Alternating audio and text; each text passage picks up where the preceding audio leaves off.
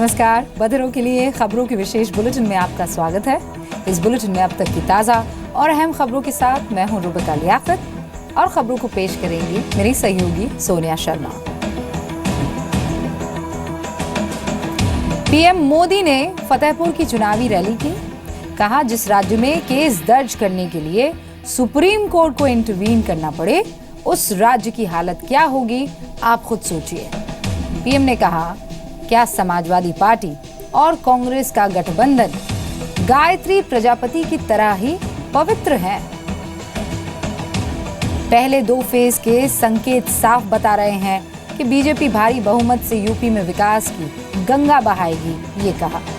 PM ने यह भी कहा कि मैंने टीवी पर सुबह देखा, वोटिंग के बाद अखिलेश का चेहरा लटका हुआ था। वो डरे हुए थे, ऐसा लग रहा था जैसे बाजी हार रहे हैं। गायत्री प्रजापति के खिलाफ एफआईआर लिखो। इस देश में एक थाने में एफआईआर लिखवाने के लिए सुप्रीम कोर्ट को बीच में आना पड़ा।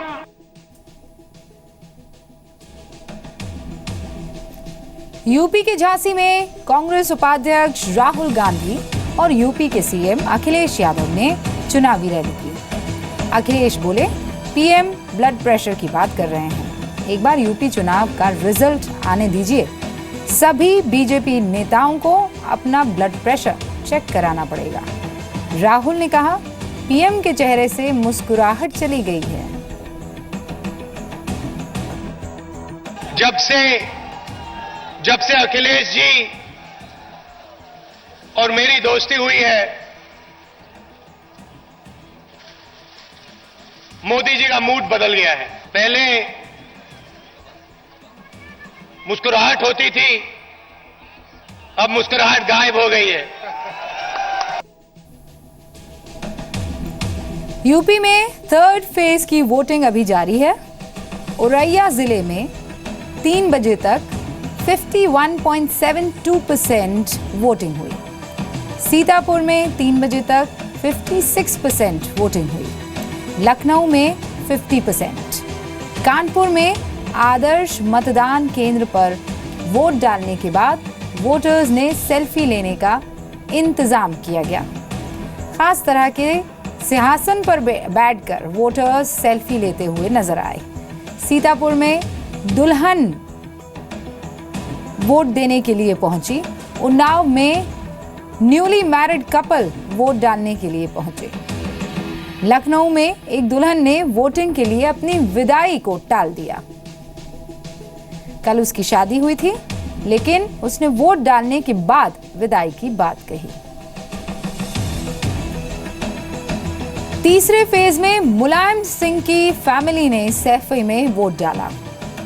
मुलायम सिंह, अखिलेश यादव, डिंपल, बाकी परिवार के सदस्यों के साथ वोट डालने के लिए पहुंचे। अखिलेश ने सरकार बनाने का दावा किया। जसवंत नगर में शिवपाल यादव के काफिले पर पत्थरबाजी हुई। उनके गनर को भी चोट आई है। 3rd फेज में अखिलेश के चाचा शिवपाल यादव, मुलायम की बहू अपर्णा यादव और मुलायम के भतीजे अनुराग यादव लखनऊ की सरोजनी नगर सीट से उम्मीदवार हैं। आपने यहाँ की सड़कें देखी, आपने यहाँ का डेवलपमेंट देखा है, एक्सप्रेसवे देखा है, मेट्रो बन रही है, तो विकास तो भूलेगा ही। सब युवा महिलाएं निकल के आए और बहुत अच्छी तरह से वोट करें, तो मुझे ऐसा लगता है समाजवादी की सरकार जरूर। मैंने देखा महिलाएं बहुत संख्या में आ रही है, उत्सुक है। जी हाँ। लखनऊ में राजनाथ सिंह, उमा भारती, मायावती और कई दूसरे बड़े नेताओं ने वोट डाला। मायावती ने 300 से ज्यादा सीटें मिलने का दावा किया। राजनाथ ने बीजेपी की सरकार बनने की बात कही। जिन 69 सीटों पर वोटिंग हो रही है, 2012 में उनमें 55 सीटें समाजवादी पार्टी ने कब्जा की थी। सभी स्वयं मतदान करें और अन्य लोगों को भी मतदान के लिए प्रेरित करें कि लोकतंत्र का यह महापर्व है, इसमें सबको शिरकत करनी चाहिए। मोदी को वोट लिया गया है, भाजपा सरकार बना पाएगी यूपी में सर? केवल क्लियर मेजॉरिटी ही नहीं बल्कि एब्सोल्यूट मेजॉरिटी से भारतीय जनता पार्टी यहाँ पर अपनी सरकार बनाएगी। सर बाहरी वर्सेस यूपी के लड़के जो मुद्दा है वो कितना गर्माएगा, क्योंकि बाहरी वर्सेस यूपी के लड़के, मोदी को कहा गया कि गोद दिया गया, यूपी को गोद लिए हुए नेता नहीं चाहिए, प्रियंका गांधी ने बोला। 11 मार्च को प्रतीक्षा करो, उस दिन सब दूध का दूध पानी का पानी हो जाए। भोजपुरी एक्टर रवि किशन बीजेपी में शामिल हो गए हैं। पार्टी अध्यक्ष अमित शाह ने रवि किशन को बीजेपी में शामिल करवाया। रवि किशन के साथ दिल्ली से सांसद बीजेपी प्रदेश अध्यक्ष मनोज तिवारी मौजूद थे। रवि किशन कांग्रेस के टिकट पर जौनपुर से 2014 का लोकसभा चुनाव लड़ चुके हैं। रवि किशन का कहना है कि पीएम मोदी के काम से वो प्रभावित हुए हैं और इसीलिए बीजेपी में आने का फैसला किया है।